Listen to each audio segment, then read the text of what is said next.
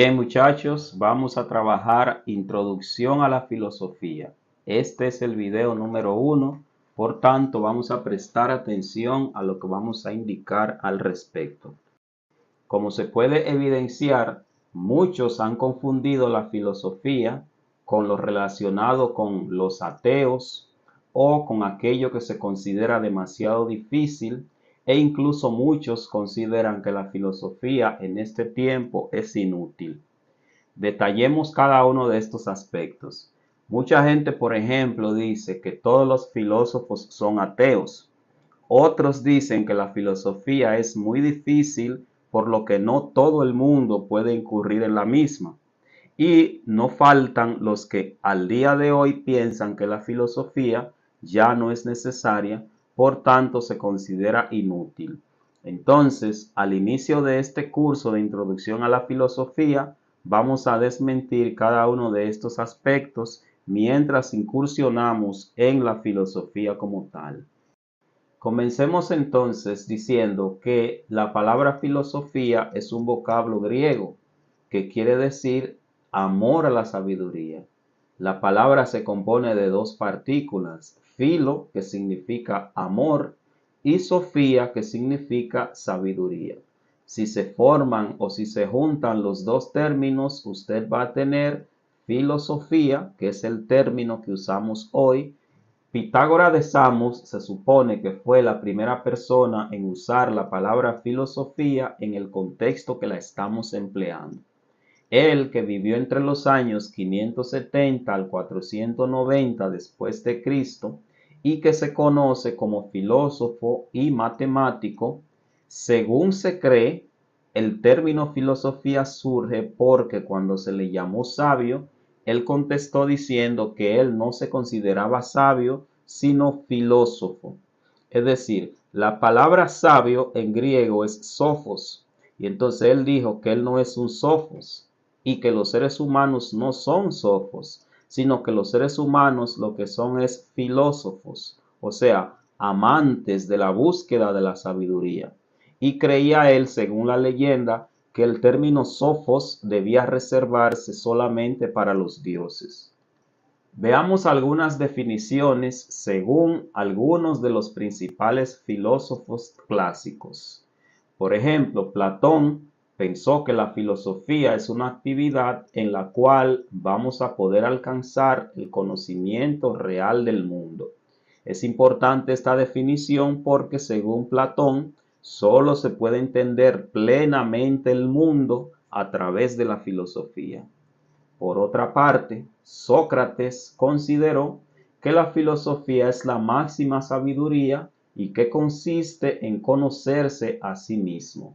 Mire que el anterior pensaba que se trataba de conocer el mundo, mientras que Sócrates ahora piensa que se trata más bien de uno conocerse a sí mismo.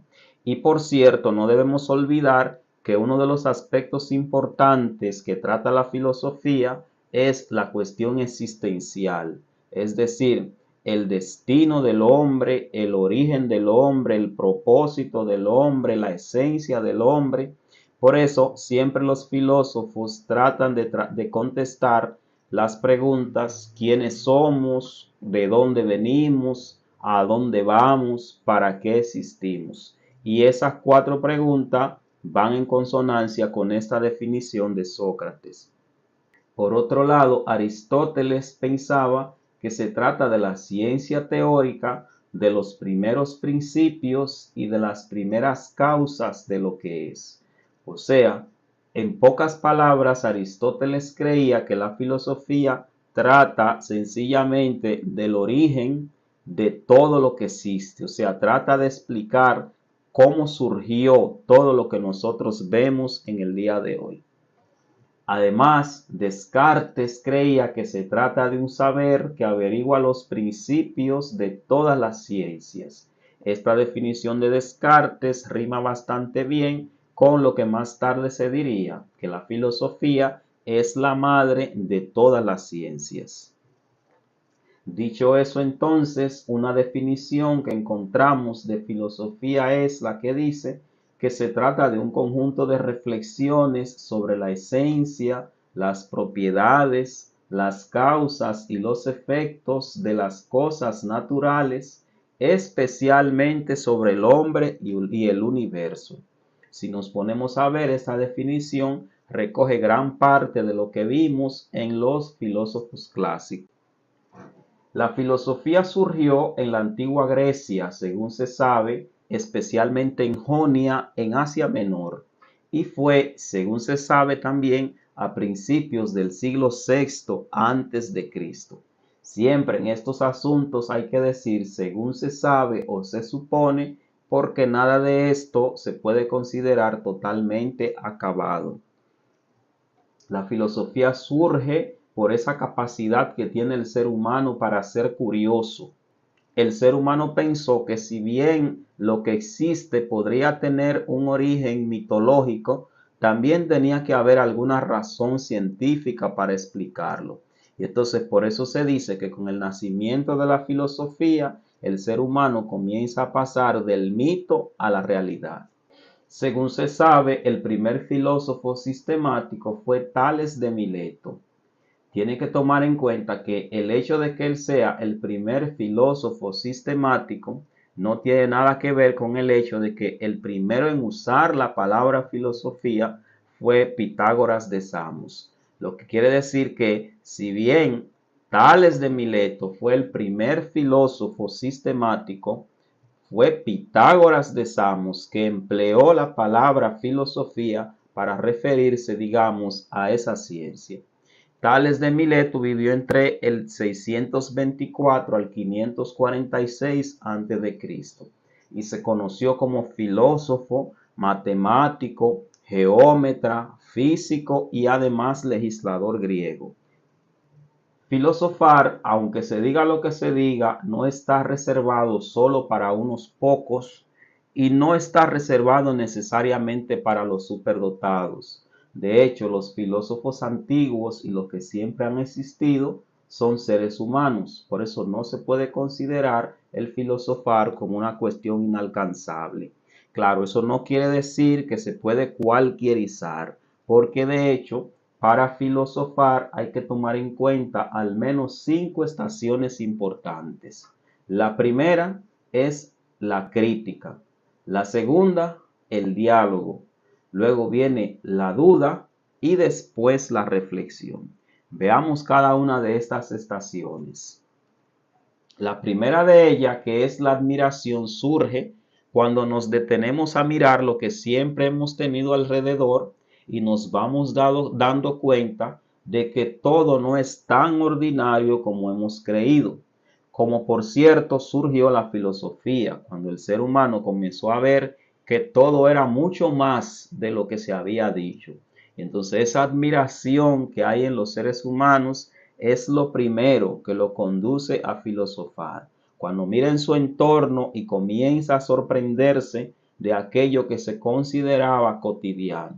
Claro, para eso los filósofos hablaron de lo que se llamó el ocio filosófico, que es esa capacidad de tomar un tiempo para pensar sencillamente en lo que nos rodea sin ninguna interrupción.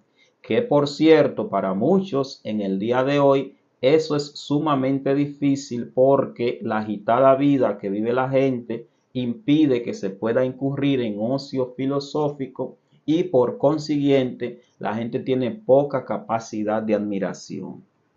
Además viene la crítica, que consiste en lo que decían los antiguos filósofos, que era problematizar la realidad. Después que nos admiramos, entonces comenzamos a plantear preguntas, interrogantes, que no solo se quedan en nuestro interior, sino que también esas preguntas las exteriorizamos. Y entonces eso se convierte en una crítica a la realidad. No crítica en el sentido de que todo está mal, sino en el sentido de mostrar cierto desacuerdo con lo que se consideraba el status quo. Y eso se puede aplicar a la naturaleza y a cualquier realidad. Después de la crítica viene la duda.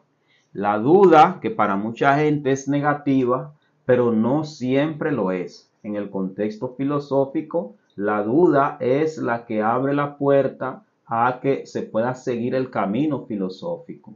Y en la filosofía se considera la duda como actitud en algunas oportunidades, que es esa duda que nos hace estar escépticos, o sea, que dudamos de todo.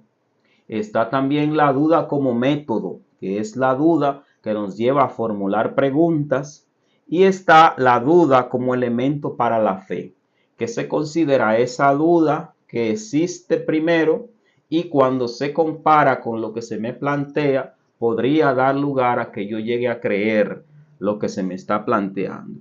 Entonces, después de eso viene la reflexión, que consiste en pensar en lo que nos rodea, incluso cuestionar si eso tiene alguna influencia sobre nosotros y viceversa. O sea, si nosotros mismos podemos tener alguna influencia sobre lo que nos rodea. Por otro lado, pensemos en la filosofía y su relación con otras ciencias. Y esa parte hay que comenzar recordando que la filosofía al día de hoy se considera la madre de toda la ciencia. Eso sencillamente porque todas las ciencias llamadas ciencias particulares vienen de la filosofía misma. Es decir, antes de que existieran las ciencias particulares, todas las ciencias, todo lo que se conoce hoy como ciencia era sencillamente parte de la filosofía. Así, por ejemplo, las cuestiones de la mente eran estudiadas por filósofos, las cuestiones de la pedagogía eran estudiadas por filósofos y por esa razón toda la ciencia en algún momento fueron parte de la filosofía. Ahora, al día de hoy existen ciencias particulares que tienen todas un objeto de estudio. Y entonces eso a su vez hace que la gente se pregunte si la filosofía en sí podría ser una ciencia. Pero de hecho lo es, porque las ciencias particulares, y de hecho se considera que para que algo sea ciencia debe tener objeto de estudio, metodología de estudio e incluso una terminología discreta, o sea, un conjunto de palabras que sean propias de esa ciencia. Entonces, como la filosofía es tan abarcadora, o sea, que abarca todo, mucha gente no encuentra en la filosofía un objeto de estudio. Pero realmente el objeto de estudio de la filosofía es el todo. Y sucede entonces que la filosofía lo que hace es estudiar el todo a través de lo que se consideran ramas tradicionales de la filosofía, que son, entre muchas otras que existen, las principales: epistemología, metafísica, lógica, ética y estética. En el caso de la epistemología, es esa rama de la filosofía que trata sobre el conocimiento científico. Trata de entender los fundamentos del conocimiento científico y los métodos del conocimiento científico. Por otro lado, existe también la metafísica, que como su nombre mismo lo dice, meta, que quiere decir más allá, y física, que se refiere a la naturaleza. Entonces la metafísica es esa rama de la filosofía que trata aquellos asuntos humanos que van más allá de lo que la naturaleza per se podría explicar. Y además existe la lógica, que trata acerca del ordenamiento mental, sobre los fundamentos y métodos del conocimiento científico y todo lo que nosotros conocemos en esa área. Y existe también la ética, que no es más que ese conjunto de normas que rigen la conducta de los seres humanos. En pocas palabras, cómo el ser humano vive en sociedad. Esta es una rama muy importante en la filosofía y de hecho abarca todas las ciencias, porque toda ciencia tiene que tener fundamentos éticos para que encuentre sana aplicación entre los seres humanos. Existe también la estética, que no es más que el estudio de las teorías de la belleza y del arte. Por otro lado, existe la pregunta, sobre todo en los países que son cristianos, que acerca de si la teología, la fe y la filosofía podrían convivir.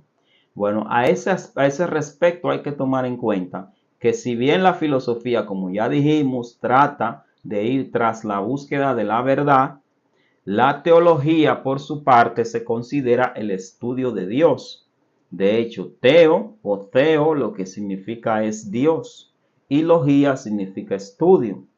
Claro que estudiar a Dios es una meta un poco ambiciosa, pero a través de la teología al menos se intenta estudiar a Dios. Hay que decir ahí también que la teología, sobre todo para los cristianos, en una gran parte del mundo se considera una ciencia, pero en otros lugares y en otros contextos no se considera per se una ciencia, sobre todo por lo difícil que es el estudio de las deidades. Pero a este respecto hay que decir que la teología hasta ahora se considera como esa ciencia que trata del estudio de Dios.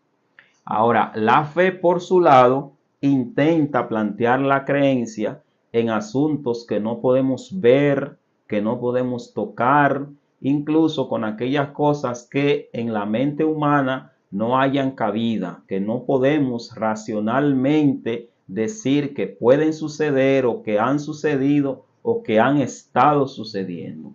Entonces, ¿qué pasa en ese contexto? Bueno, que filosofía, teología y fe casi nunca pueden coincidir al 100%, porque la filosofía en muchas ocasiones requiere demostraciones, mientras que la teología y la fe casi siempre lo que se basan en cuestiones de, digámoslo así, de creencias, en cuestiones que no hay forma de demostrarla lógicamente hablando. Ahora, aunque dijimos que filosofía y teología casi nunca coinciden, se debe recordar que en algún momento los cristianos encontraron en la filosofía la oportunidad de defender su fe. Y entonces ahí cuando surge la filosofía cristiana, que no es más que esa filosofía que emplearon los cristianos para, montándose sobre ella, enarbolar argumentos que contribuyeran a la defensa de la fe. Y gracias a eso tenemos grandes teorizaciones en el cristianismo, incluso en gran parte del Nuevo Testamento lo tenemos, como en las cartas de Pablo, y lo tenemos también en los documentos del cristianismo, tanto en los documentos del catolicismo como en los documentos del protestantismo. Finalmente, se pregunta uno entonces, ¿para qué sirve la filosofía? La filosofía siempre ha servido para interpretar la realidad. Además, ha servido para el ser humano autoconocerse, ha servido también para tratar de interpretar la relación del ser humano consigo mismo, o sea, esa relación que yo tengo conmigo mismo, con mis adentros, la relación que hay entre los seres humanos y la relación que hay entre la humanidad y la deidad. Y además la filosofía ha servido para proponer teorías sobre algunos temas y con ello tratar de cambiar el entorno. Hasta aquí llegamos en esta parte introductoria. Hasta la próxima.